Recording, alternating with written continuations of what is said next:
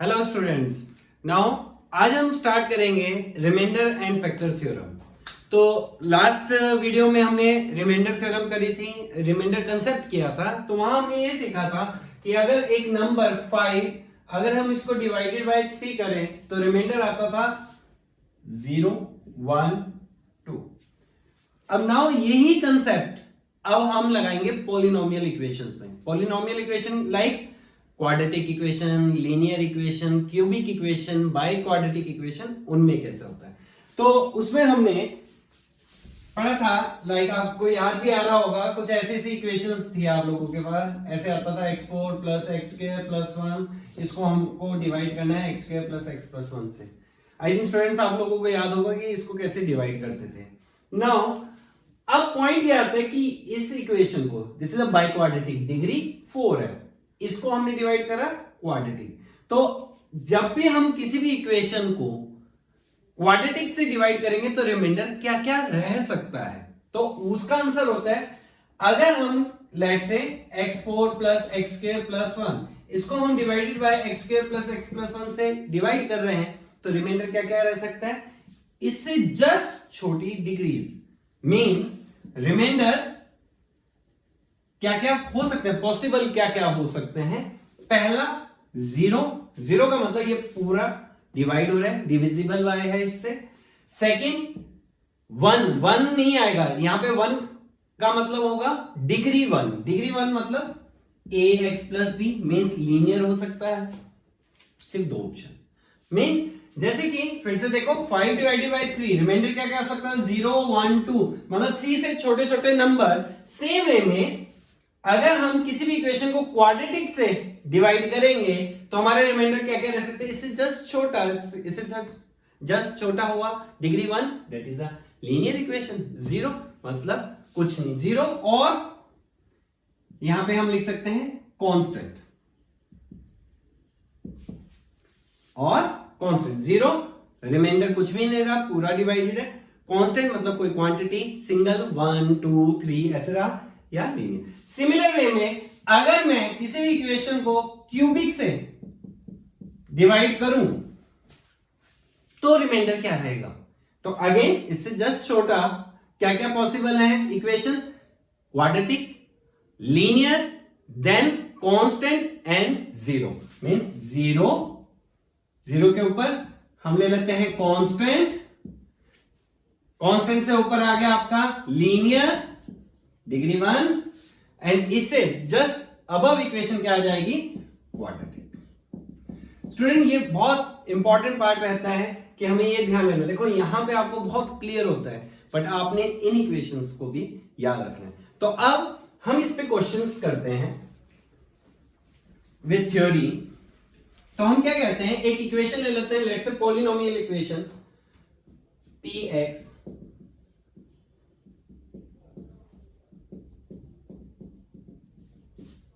Equal to 0, ये equation है। तो आपको पता है सबसे पहले ये n बिलोंग्स टू हम ले रहे हैं एट प्रेजेंट नेचुरल नंबर, और आप इसको अगर ज्यादा है कांस्टेंट वाली इक्वेशन में लेना है तो ये यहां पे लिख लीजिए i पॉजिटिव यूनियन 0। ओके, तो हमने एक पॉलिनोमियल इक्वेशन ली, तो आपको पता है ये जो n पावर है it should be in a natural number. Generally natural याद रखो भी फॉर अ टाइम भी। तो इसके रूट्स होते थे, लेट्स से इसका रूट अल्फा है, ये रूट की बात कर रहे हैं हम, रियल रूट। ओके, तो हम ये बोलते थे ये रूट अल्फा है। अब अगर ये इसका रूट है then p alpha equal to 0 होना जरूरी है।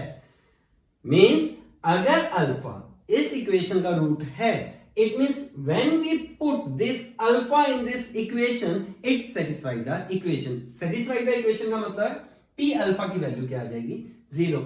और इसको हम ये भी कहते हैं कि x इक्वल टू अल्फा होगा and x minus alpha equal to 0, ये alpha is factor of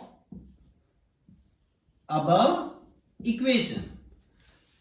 means हमने अल्फा पुट करा और वैल्यू क्या आ गई 0। तो इसका क्या क्या मीनिंग निकालेंगे आप कि x equal to alpha and x minus alpha equal to 0, एक फैक्टर है इस इक्वेशन का।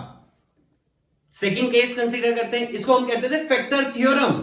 अब इसी में आ जाती थी रिमाइंडर थ्योरम। रिमाइंडर थ्योरम क्या कहती थी, हमने x में लेट्स से x में क्या पुट किया k, मींस हम ये चेक करना चाहते हैं x माइनस के इक्वल टू 0 क्या इस अबव इक्वेशन का फैक्टर है या नहीं। तो हम क्या करेंगे, p ऑफ k हमने पुट किया, मतलब x की जगह k पुट कर दिया। अब जैसे ही हमने k पुट किया, हमने देखा ये 0 के इक्वल नहीं आया। तो 0 के इक्वल नहीं आया तो इसका मतलब ये इसका फैक्टर नहीं है।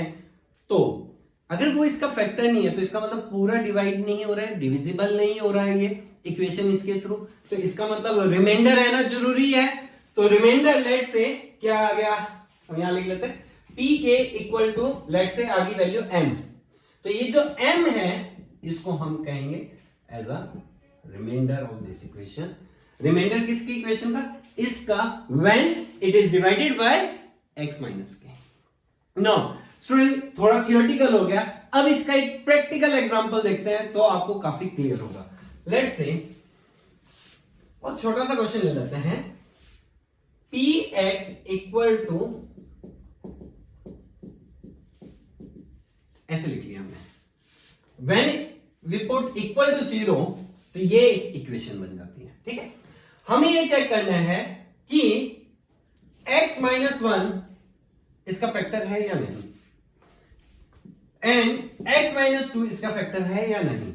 तो जब भी हमें चेक करना हो इसका फैक्टर है या नहीं, वो सेकंड क्वेश्चन ये आ सकता है, क्या ये इसका फैक्टर है, इसी के साथ ऐड ऑन हो गया। अगर no then find the remainder. तो हमारे पास डायरेक्ट ऑप्शन क्या होता है, डिवाइड नहीं करने की जरूरत होती।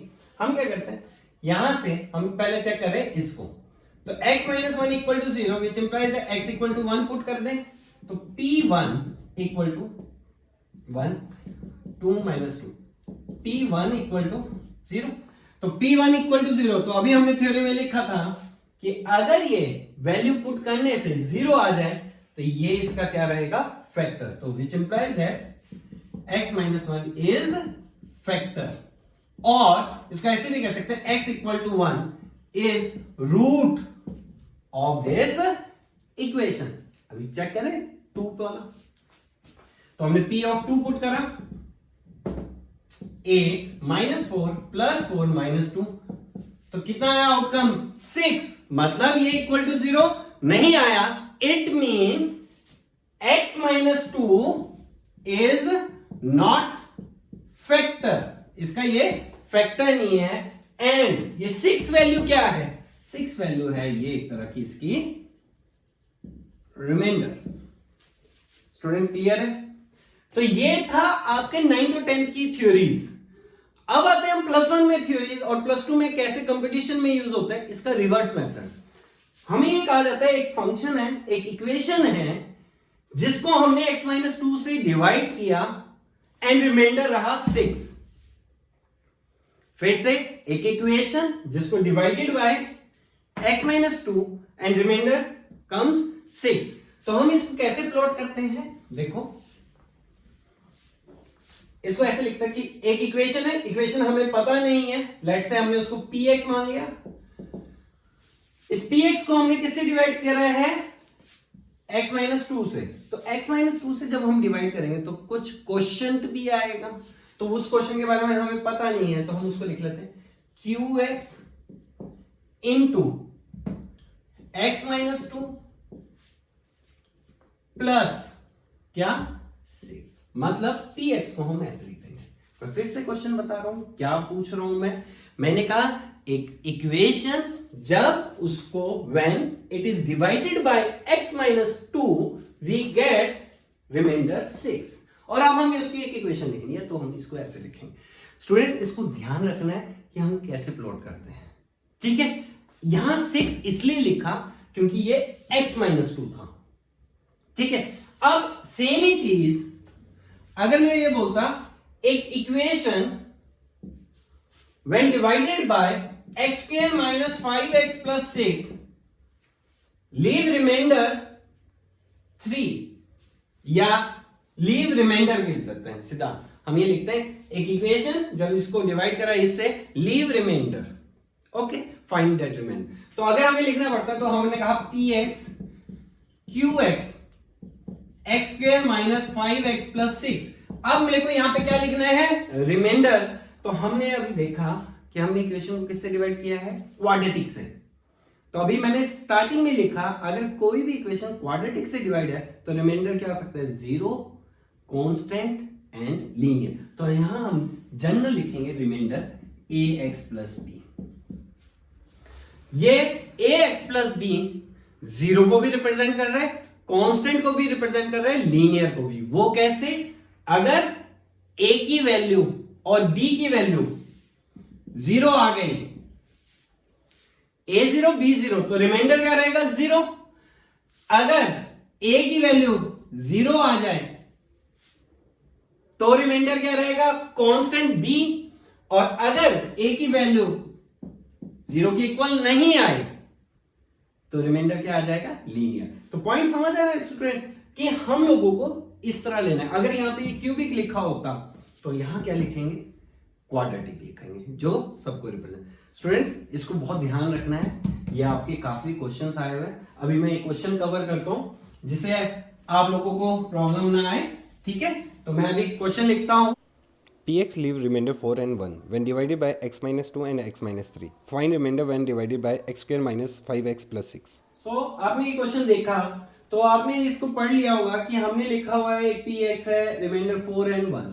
तो अब क्वेश्चन स्टार्ट कैसे होगा कि हमने कहा px, हमने एक इक्वेशन ले ली, ठीक है, इसको किससे डिवाइड किया है, x square minus 5x plus 6। तो एक क्वेश्चन में निकला होगा एंड साथ में एक रिमाइंडर भी रहा होगा, that is ax plus b। ये क्यों लिया, क्योंकि इससे डिवाइड करा। तो ये हमने एक इक्वेशन ले ली। अब इस इक्वेशन के बारे में दो इंफॉर्मेशन और दे रखी है, वो है ये, उसने कहा कि ये इक्वेशन जब डिवाइड इससे और इससे करते हैं तो लीव रिमाइंडर और 4 और 1 मींस p ऑफ 4 की वैल्यू p ऑफ 2 की वैल्यू क्या रही होगी, 4 एंड p ऑफ 3 की वैल्यू क्या रही होगी, 1। स्टूडेंट्स जस्ट अभी हमने किया, ऐसा क्यों, ये हमने स्टार्ट यहीं से किया था कि x की वैल्यू 2 जब इसमें पुट करेंगे, x की वैल्यू 2 जब पुट करेंगे रिमाइंडर आएगा 4, जब 3 पुट करेंगे रिमाइंडर आएगा 1। तो अब इस इक्वेशन को यहां सॉल्व कर लेते हैं। तो p ऑफ 2 की वैल्यू, x को 2 पुट किया हमने, तो ये आया 4, यहां पे हमने 2 पुट करा तो देखो इसकी वैल्यू 0, यहां पे 2a plus b, first equation.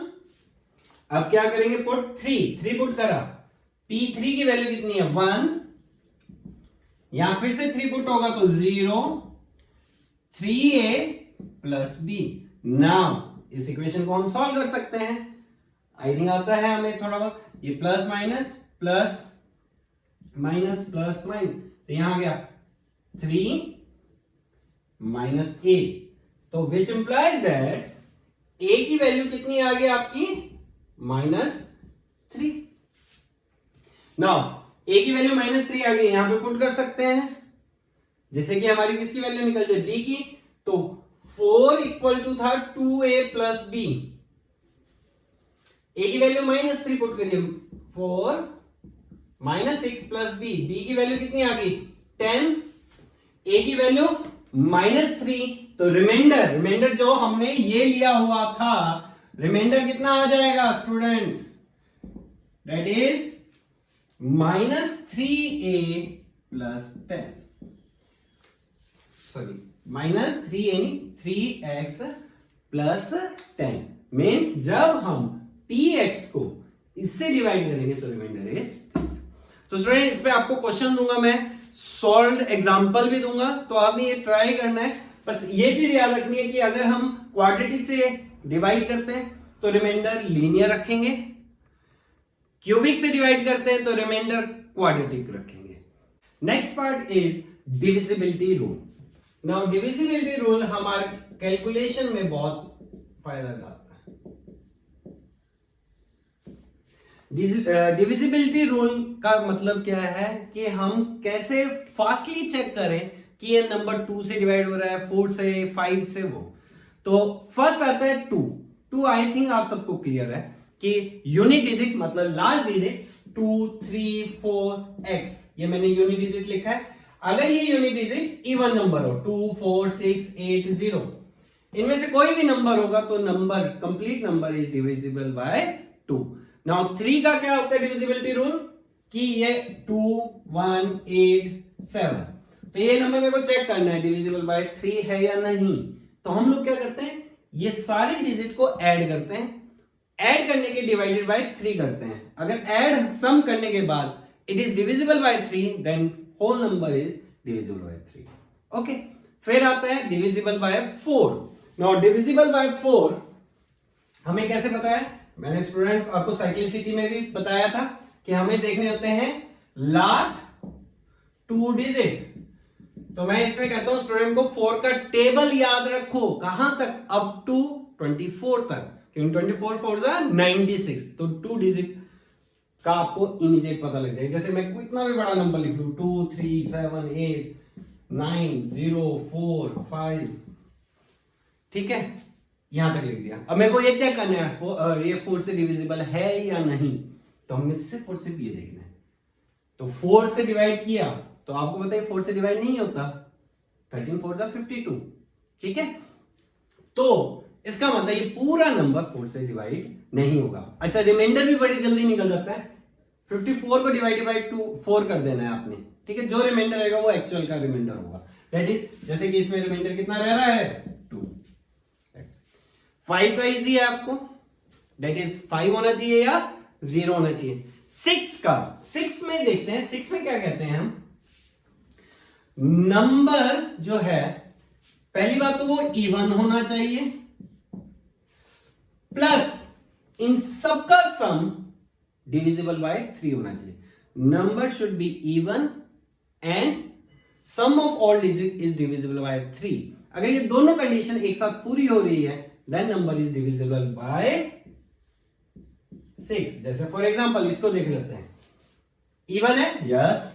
अब क्या देखना है, नेक्स्ट का सम करना है। सम कर लेते हैं 5 12 20 29 29 38। Now 38 is not a multiple of 3, इसका मतलब ये नंबर 6 का मल्टीपल नहीं होगा, ये 6 से डिवाइड नहीं होगा, ठीक है। नाउ इसके बाद आ जाता है 7 का भी होता है, पर 7 का लेंथ है, उतना हमें जरूरत नहीं पड़ती। 8 की बात कर लेते हैं। 8 में हम क्या देखते हैं, लास्ट 3 डिजिट। अगर लास्ट 3 डिजिट डिविजिबल बाय 8 है तो ये भी मल्टीपल ऑफ 8 होगा, ठीक है। 9 में क्या देखते हैं, अगर सबका सम 9 का क्या होगा, मल्टीपल होगा। जब हमने इसका सम करा, if it is divisible by 9 then whole number is divisible by 9। इसके भी क्वेश्चन मैंने आपको दिए हैं, एक सॉल्व एग्जांपल और एक एक्सरसाइज क्वेश्चन, तो आपने वो भी ट्राई करने हैं, ठीक है। नाउ अब आते हैं हम नेक्स्ट कंसेप्ट। ये देखो, ये स्टूडेंट्स ये बहुत छोटे छोटे कंसेप्ट है बट आने चाहिए, क्योंकि ये आपकी कैलकुलेशन और स्पीड पे काम करेगा। ओके, तो अब हम आते हैं रेशियो एंड प्रोपोर्शन। स्टूडेंट वैसे तो आप लोगों ने ये टॉपिक कवर किया है अर्ली क्लासेस में, बट इसमें मेरे को एक पॉइंट, इंपॉर्टेंट पॉइंट है जो कवर करना है, जो आपके कैलकुलेशन में काफी यूज होता है। That is a componendo and dividendo. Now what is componendo and dividendo, ठीक है। कंपोनेंडो एंड डिविडेंडो वो क्या है, लाइक दो वेरिएबल अनदर दो वेरिएबल के इक्वल है। ये वेरिएबल भी हो सकते हैं, नंबर्स भी हो सकते हैं, ओके। तो हम इसमें प्रोसेस क्या होता है कंपोनेंडो एंड डिविडेंडो का, जो ये डिनोमिनेटर है इसको न्यूमरेटर में एक बार ऐड करना है। And what about denominator, denominator में भी न्यूमरेटर को ही यूज करना है बट साथ में सब्ट्रैक्ट करना है।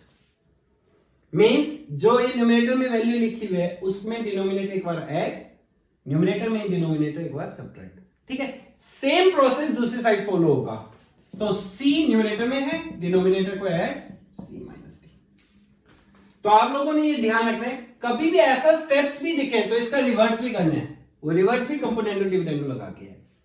अभी हम करेंगे एक क्वेश्चन, पर आपने ये प्रोसेस याद रखना है कि कभी भी ऐसा दिखे सेम चीजें, सिर्फ साइन का डिफरेंस आए प्लस माइनस, तो अप्लाई कर देना कंपोनेंडो डिविडेंडो, तो क्वेश्चन इजी बन जाएगा। जैसे कि अब जैसे क्या पहले इसका प्रूफ देख लेते हैं कि कैसे आया। सिंपल, हम कहते हैं +1 इधर करें +1 इधर करें, a plus B plus 1 c plus D plus 1, तो ये बनेगा a plus B over B c plus D over D.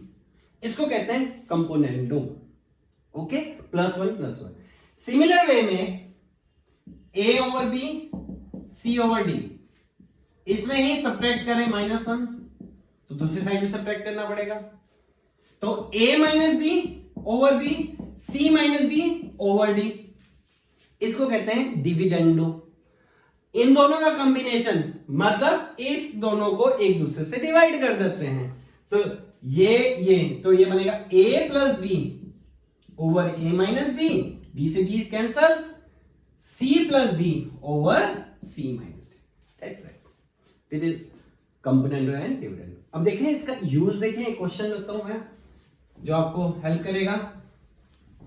For example मैंने लिखा a² plus b² equal to 6ab। Okay, और बोला गया फाइंड a रेशियो b। तो student कई तो अलग अलग टेक्निक यूज करके ये करेंगे। अगर हम इसमें देखें तो हम इसको सिंपल वे में कर सकते हैं। हमने देखा a² है b² है, अगर इसके नीचे 2ab आ जाए, आ सकता है इक्वेशन को हम ऐसे लिख सकते हैं, देखो a² प्लस b², नीचे 2ab लिख लें, तो यहां क्या बचेगा 3 और यहां रहेगा 1। समझ आ रहा है ना, ये मल्टीप्लाई हो गए। अब हम अप्लाई कर दें componendo and dividendo. Componendo dividendo का मतलब था न्यूमरेटर में डिनोमिनेटर को एक बार ऐड करना, न्यूमरेटर में डिनोमिनेटर को एक बार सब्ट्रैक्ट करना, ऐसे लिखा जाएगा। और दूसरी साइड की सेम प्रोसेस, 3 + 1 3 - 1। स्टूडेंट्स पता लगा?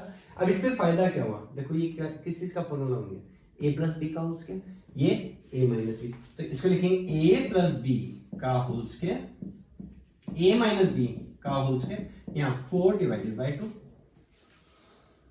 ओके, नाउ अब a प्लस बी का whole square, a minus B का होल स्क्वायर, और दूसरी साइड क्या रह गया 2, स्क्वायर दूसरी साइड जा सकता है, तो ये बनेगा a plus B over a minus B equal to √2, ये प्लस आएगा। देखो students, a plus B over a minus B equal to √2 divided by 1। फिर से करें, अभी मैंने आपको बोला था कभी भी ऐसा लिखें नंबर सेम, बीच में सिर्फ एल्जेब्रिक साइन चेंज हो, तो फिर से हम क्या अप्लाई करते हैं कंपोनेंडो एंड डिविडेंडो। तो अब इसमें लिखेंगे हम, तो ये आएगा a plus B plus a minus B, a plus B minus a minus B equal to same process दूसरी साइड। स्टूडेंट बस ये ध्यान रखना दोनों साइड सेम प्रोसेस करना है आपने। अब सॉल्व करें b b, ये आएगा 2a ओवर 2b √2 + 1 √2 - 1, 2 से 2 कैंसिल हो गया, तो क्या आप रहेगा सिर्फ a और b। तो a रेशियो b की वैल्यू निकालनी थी, दैट इज √2 + 1 रेशियो √2। क्लियर है स्टूडेंट्स कि कैसे हम इसको यूज करके कैलकुलेशन इजी करते हैं। हाँ, यहां थोड़ा सा प्रेजेंस ऑफ माइंड है, तो अब आपने क्वेश्चन देख लिया तो आपके माइंड में क्लिक रहेगा कि ये कैसे करना है। ठीक है, तो ये था आपका रेशियो एंड प्रोपोर्शन। इससे रिलेटेड आज आपको थ्योरी भी मिलेगी और क्वेश्चंस भी मिलेंगे। अब आते हैं हम लास्ट पार्ट पे, that is the indices. Student मैंने आप काफी स्टूडेंट्स को देखा है कि इंडिसेस में प्रॉब्लम होती है, तो आपने बेसिक नहीं अपने छोड़ने हैं। आज जो मैं आपको थ्योरी दे रहा हूं उसको बहुत ध्यान से देखना है और क्वेश्चन करना है। जैसे कि आप लोगों को ये क्लियर होना चाहिए कि अगर a m यहां n है तो इसको हम a m n कह देते हैं। ठीक है, नाउ सिमिलर वे में a m n ऐसे लिखा है, तो ये दोनों एक दूसरे के इक्वल नहीं है। ब्रैकेट लगी हो तभी मल्टीप्लाई होता, वरना नहीं होता। ठीक है, नेक्स्ट पॉइंट, कभी भी ऐसे लिखा हो तो इसका मतलब होता है a raise to power 1/n।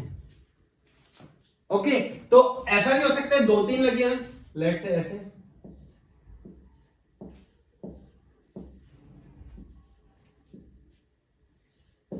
ऐसे लिखो। और इसको सिंपली वे में लिखना हो तो सिंपल वे में कैसे लिखेंगे, a⁻7 में 1 करके करो, सबसे पहले बाहर वाला तो दैट इज 1/2 ब्रैकेट है, फिर a⁻7 1/3 1/2। ओके, इसको और सिंपल वे में a⁻7 डिवाइड कर। क्लियर है स्टूडेंट्स? तो आपने आज के असाइनमेंट और थ्योरी बहुत ध्यान से देखनी है, क्योंकि ये आप लोगों को खुद को पढ़ने वाली थ्योरीज हैं और इस पे काम करना है।